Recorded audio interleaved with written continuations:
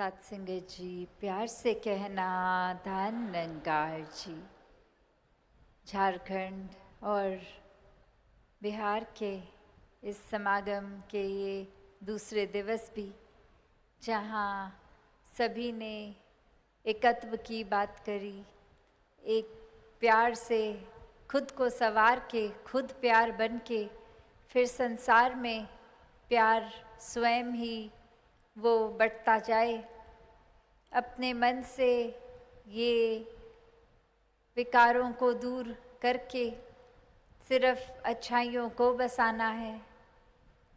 एक दूसरे के आंसू पोंछने का काम, ना कि आंसू दर्द देने का।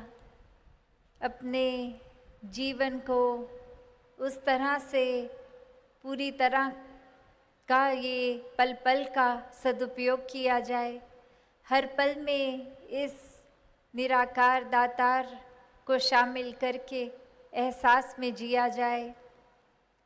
जैसे कोई भी चीज़ है, अगर उससे हम परिचित नहीं हैं तो सिर्फ उसकी एक डिस्क्रिप्शन या परिभाषा जान लें तो भी वो चीज़ इतनी समझ नहीं आती। पर जो कोई अगर उस चीज़ को बिल्कुल साक्षात कर दे तो वो पूरी तरह से पता लग जाता है। उसी प्रकार चाहे अनेकों नामों से इस परमात्मा का नाम लिया जा रहा है और परिभाषाएं भी कि हमेशा ये कायम दायम रहने वाला, ना घटता है, ना बढ़ता है, ना जलता है, ना कटता है। ये पहले भी जैसा था, आज भी ऐसा, और हमेशा सृष्टि खत्म होने पे भी। पर ये जानते हुए भी हर समय ये परमात्मा किस तरह पल पल में हमारे एक दर्शन रूप हो सके। तो बात यही कि परमात्मा को स्वयं पहले ब्रह्म ज्ञान से जीवन में ये एहसास करना है, देखना है, और ये देखने के बाद ये भक्ति रूप जब होता है तो फिर ये भक्ति किसी लालसा से नहीं, किसी लालच से नहीं होती। इसलिए नहीं परमात्मा का नाम बस लिया जाता कि एक कोई भय है, अगर भक्ति नहीं करेंगे तो जीवन में कोई ना कोई दर्द, कोई नुकसान हो जाएगा। नहीं, फिर तो बस ये इस तरह परमात्मा पे आस्था लगती है कि बस ये प्यार है। परमात्मा ने अगर पूरी सृष्टि में, पूरे ब्रह्मांड में, कण कण में ये प्यार बसा दिया और वही प्यार हम अपने अंदर ले रहे हैं, परमात्मा से प्यार कर रहे हैं, तो और कोई वजह बचती ही नहीं। ये प्रेमा भक्ति का रिश्ता हो जाता है। और सिर्फ वो भक्त और भगवान का ही नहीं, भक्त पूरे संसार से फिर वही रिश्ता बना के रखते हैं कि ये परमात्मा से जहाँ एकत्व भी और प्यार भी, तो फिर वो एकमिक होने वाली अवस्था पूरे संसार के लिए फिर वही भाई कन्हैया वाले भाव कि कोई अपना कोई पराया नहीं। जब उस समय भी एक लड़ाई का मैदान, और उसके बाद वो जब रेस्ट पीरियड शुरू, तो वो नहीं देखा गया कि कौन सी सेना अपनी, कौन सी दूसरे की। जितने भी पीड़ित, सभी को मरहम पानी एक देने का भाव भाई कन्हैया का। और उसी प्रकार ये बिना भेदभाव के जीवन जीकर दिखाया। वैसे ही अगर हम अपने जीवन में भी देखें कि जहाँ अगर हर कोई वाकई ही हम परमात्मा का अंश हर एक में देख रहे हैं तो ये नफ़रत नहीं होगी, ये जाति पाति, ये पहनावा, भाषा, रंग, नस्ल, किसी वजह से भी कोई हमसे फ़र्क नहीं लगेगा हमें, क्योंकि हर एक में ही परमात्मा है। फिर ये सेवा भाव ठीक उसी प्रकार हर एक के लिए भी होती जाएगी। एक दूसरे को अगर कोई किसी वजह से किसी से नफ़रत भी कर रहा है तो संत हमेशा उसको यही समझाते आए हैं कि ये अपना ही अक्स सामने वाले में, क्योंकि परमात्मा तो एक बराबर सभी में है, तो कोई छोटा और कोई बड़ा फिर कैसे हो सकता है।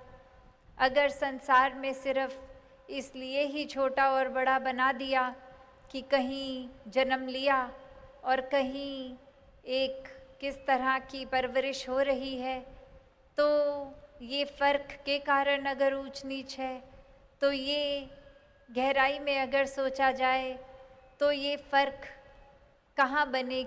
ये कि परमात्मा ने तो पूरी धरती जब बनाई एक बराबर उसमें इंसानों को डाला और इंसानों ने फिर धरती पे वो एक बॉर्डर बना दिए, एक दायरे बना दिए और फिर देश अलग अलग बनकर देशों में भी अलग अलग बॉर्डर।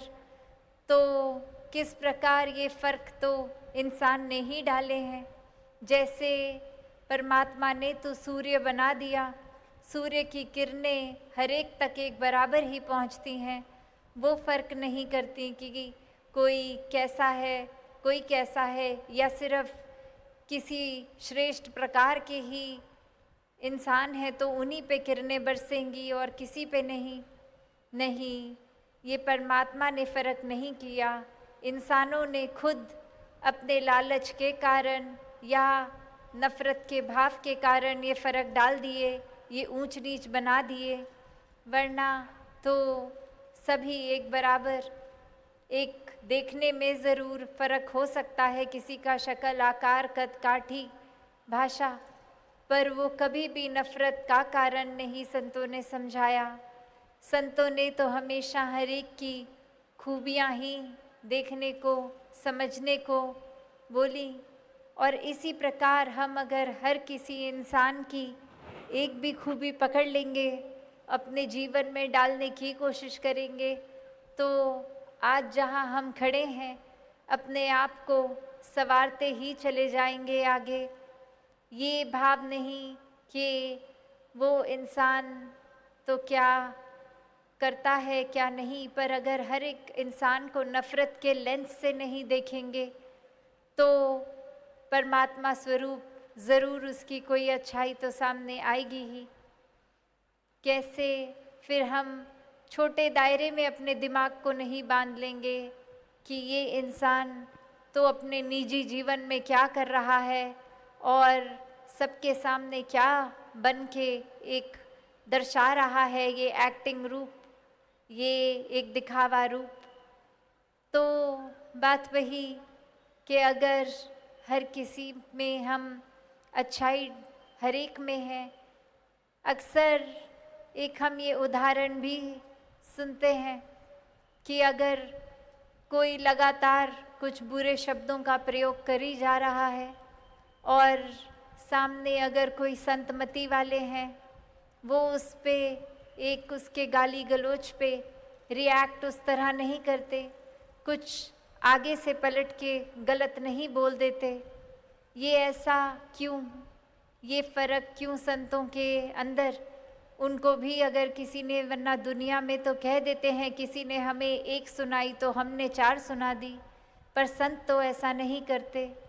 कारण बस यही कि किसी ने अगर कुछ कहा भी तो परमात्मा का एहसास करके एक नियत सिर्फ यही कि अगर किसी ने कुछ चोट पहुंचाने वाले शब्द कहे तो हमें अगर वो चुभे भी, तो अगर हम भी उसको उसी तरह से उसके साथ व्यवहार रखेंगे तो उसको भी तो चोट पहुंचेगी।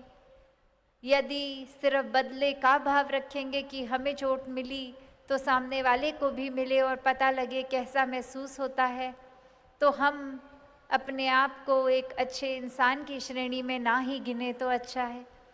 क्योंकि एक चोट पहुंचने पर, वो दर्द महसूस होने पर सिर्फ यही भाव संतों के आता है कि अगर कोई दर्द हमें मिला तो हम ऐसा क्या कर्म करें कि किसी और को ऐसा दर्द ना मिले। ये भाव होते हैं कि अगर किस तरह दूसरों के जीवन से कांटे हम हटा सकें, सिर्फ एक आराम दे सकें। कैसे हमें अगर कुछ अपशब्द बोल रहा है, कोई बुरे शब्द, कठोर शब्द बोल रहा है, तो उसको भी किस तरह प्यार से उसके साथ एक डील किया जाए। वरना तो बहुत ही आसान है कि ये बदले के भाव या फिर ये अपना स्कोर सेटल करने की जो बात होती है, ये एक हिसाब किताब। पर वहीं देखें तो परमात्मा ने कौन सा हमारे साथ हिसाब किताब किया है। परमात्मा ने प्यार किया और यही प्यार का रिश्ता, यही उम्मीद हमसे भी। तो अगर हम भी ये गिनने बैठ जाएं तो कहाँ तक गिनेंगे कि इस दातार ने हमें क्या दिया। एक पूरे दिन तो छोड़ें, एक पूरे घंटे में भी अगर सोचें तो परमात्मा ने ये श्वास बख्शे, ये आराम बख्शा, एक शक्ति उस तरह से एक समर्था बख्शी, चाहे शारीरिक रूप हो या वो एक कंफर्ट लेवल घर का, परिवार का, कामकाज का इत्यादि। तो हम अगर सोचें कि हम अगर वापस दे रहे हैं परमात्मा को, तो वो किस हिसाब में हम क्या ही वापस देंगे। तो बस यही भाव मन में रखें कि ये जो परमात्मा ने ये इतने इंसान को भी ये फरिश्ता रूप बनाया है, तो हर एक का वो आदर सत्कार करें।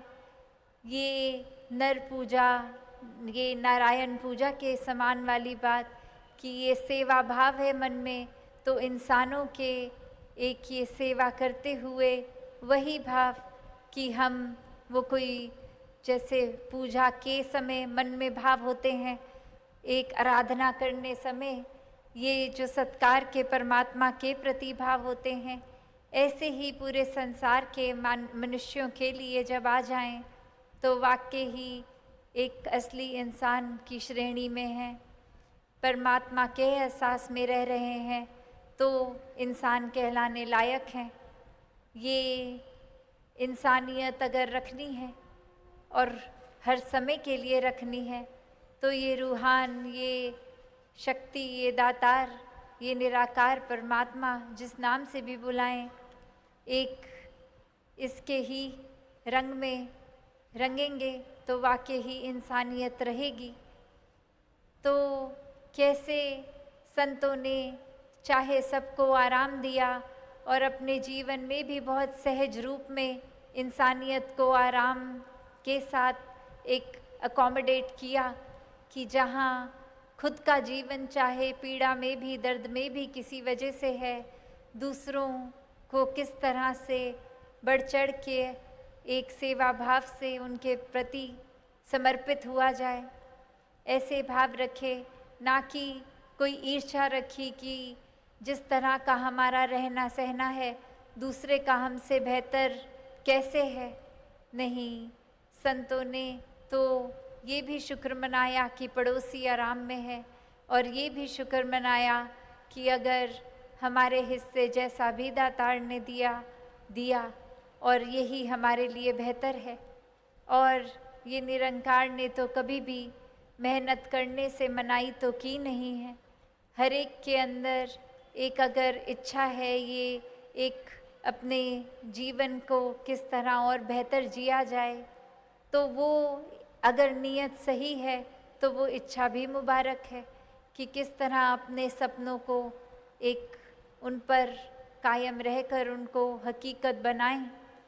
और संतों ने फिर कभी भी उस तरह का भी जीवन जीने के लिए नहीं कहा कि अगर कोई चीज़ बहुत ज़्यादा हासिल करना चाह रहे हैं और नहीं हो रही तो इतना ही ज़्यादा हताश हो जाएं कि बिल्कुल खुद को अंदर से तोड़ ही लें। नहीं, ये तो यूं भी वाह और त्यों भी वाह वाले भाव कि जो मिला उसमें ही खुश। कुछ करना चाह रहे थे, कोशिश भी करी, फिर भी नहीं मिला तो इसमें ही बेहतरी है। शायद वो चीज़ अगर मिल भी जाती तो हमारे लिए नुकसान का ही कारण बनती, इसलिए परमात्मा ने पहले ही रोक लिया उस चीज़ को हमारे जीवन में आने से। तो भक्तों ने हमेशा से एक आगे हमेशा एक पॉजिटिव होके ही जीना सिखाया है। हर पल में शुक्राना भाव लाने को कहा, वरना शिकायतें करने के लिए तो बहुत ही कारण हैं। कोई चीज़ बिल्कुल ठीक भी हो, जैसे किसी को अगर चाँद भी ला के दे देंगे तो वो नुक्स यही निकालेगा कि चाँद में भी दाग हैं, उस चीज़ में भी शुक्र नहीं होगा। तो कारण तो कोई भी बन सकता है नाशुक्रा होने का, और गहराई में देखा जाए तो हर एक कारण है शुक्राना भाव होने का, जो अक्सर हम अपने जीवन में परमात्मा के प्रति या संसार के प्रति कितना ही होते हैं। वरना देखा जाए तो ज़्यादा एक शिकवे, ये कंप्लेंट्स ही चलती हैं, ये ठीक नहीं, वो ठीक नहीं, उसको ऐसे नहीं, ऐसे होना चाहिए, ये इंसान ने ऐसे कैसे कह दिया, वो ऐसा नहीं, ऐसा कहना चाहिए। पर वहीं अगर हम देखें तो अनगिनत कारण हैं कि शुक्र है, जैसा है वैसा तो है, वरना इससे भी बुरा हो सकता था। शुक्र है परमात्मा का, तो हर भाव में शुक्राना हो जब, तो जीवन बहुत ही सहज हो जाता है। वरना हम खुद ही अपनी राह में दीवार बन जाते हैं, खुद ही अपने जीवन को और कठिनाइयों से भर देते हैं।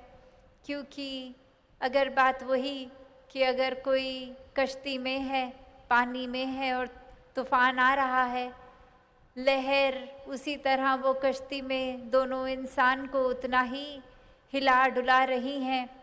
एक तो यही शुक्राना कर सकता है और दूसरा ये कंप्लेन कि क्यों आ रही है तूफान, ऐसा क्यों कर रहा है परमात्मा हमारे साथ।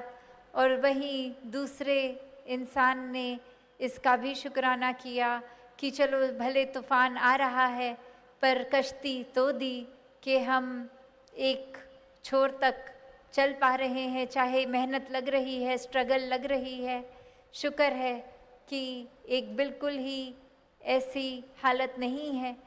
तो बात वही कि एक ही सिचुएशन में, एक ही परिस्थिति में दो अलग तरह से एक ये व्यवहार रूप, एक सोच रूप, तो बात वही कि संतों के लिए भी वही परिस्थिति है और जो परमात्मा से बेमुख हैं उनके लिए भी वही परिस्थिति है।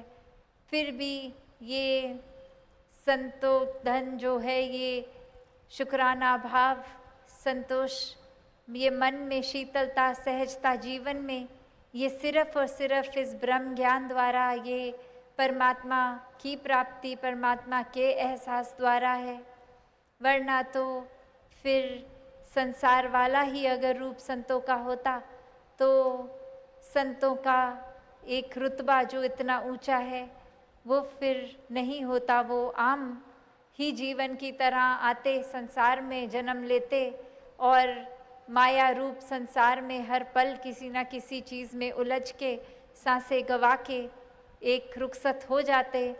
ना वो मोक्ष मुक्ति की बात आती, ना फिर और कोई वो जीते जी एक अपने मन में वो शांति महसूस कर सकते। फिर तो यही आया जाए का ये शरीर रूप या आत्मा का बदलते ही रहना, फिर यही रह जाता। पर कैसे ये एक एहसास ही कि परमात्मा अंग संग है, तो फिर ये जीते जी ही मुक्ति और जीवन के बाद भी ये मुक्ति। फिर ये आत्मा को पता है कि शरीर चाहे एक के बाद एक बदलने पड़े, पर असली एक आइडेंटिटी क्या है, अस्तित्व क्या है, तो ये परमात्मा के साथ इस आत्मा का मिलन जो जीते जी इस मानुष तन में हो। और जब ये हो जाता है, ये प्यार का नाता जुड़ जाता है, फिर तो आनंद ही है। हर परिस्थिति में एक समझ है कि ये आई है अगर दुख की भी घड़ी तो ये चली भी जाएगी। और कैसे ये निर्लेप रूप इस आत्मा पे चीज़ों का फिर उस तरह प्रभाव नहीं पड़ता एक जीते जी भी परिस्थितियों का प्रभाव इस तरह नहीं पड़ता। तो एक रस ही रहते हैं संत, ऐसा ही जीवन हम सबका ये ब्रह्म ज्ञान द्वारा होना संभव। बस बात ये कि हम अपने मन में इस ब्रह्म ज्ञान, इस निराकार को कितना टिका रहे हैं। वरना तो ब्रह्म ज्ञान लेकर भी अगर जीवन उस तरह का नहीं बना सके तो फिर परमात्मा होते हुए भी जीवन में नहीं है। फिर तो वही बात हो गई कि अगर हम खुद ही रोशनी होते हुए अपनी आँखों को बंद कर रहे हैं तो यही बात कि हमारे लिए तो अंधकार ही है, चाहे आसपास फिर रोशनी ही रोशनी क्यों ना हो। तो परमात्मा हर पल में है, बस ये एहसास बनाए रखना ये हमारी जिम्मेवारी। इसी ने, इस एहसास ने, इस लिव ने, इस कनेक्शन ने ही हमें एक भक्ति का मार्ग हमारे हिस्से रखना है। एक शांति, एक करुणा, दया, विशालता, दिल की विशालता, सोच की विशालता, हर एक को अपनाने की ये एक्सेप्टेंस के भाव तभी जीवन में आ सकते हैं। तो यही अरदास हर किसी के हिस्से ये ब्रह्म ज्ञान की दात आए और ये टिके, जीवन अपना ब्रह्म ज्ञान के ऊपर चला के हर समय इस परमात्मा के दर्शन होते ही रहें। ये निराकार रूप भी परमात्मा का, तो फिर भी ये दर्शन करना संभव, क्योंकि ये एहसास है और यही एहसास हर पल हर एक में रहे। सेवा सुमिरन सत्संग करते रहें और जैसे ये समागम में भी ये इतना सुंदर रूप बना, सभी एक साथ मिलके बैठे भी हैं, तो वो भेदभाव मन में नहीं है। ऐसे ही अपने जीवन में हम हर पल में हर एक को वो दिल में अपनी जगह देते रहें, एक दिल से दूसरे दिलों तक पुल बनकर रहें। हर किसी के मन में एक अच्छाई ही खुद भी रखें और सामने वाले को भी दें, तो दातार कृपा करे हर किसी पे। साथ संगत जी, प्यार से कहना, धन निरंकार जी।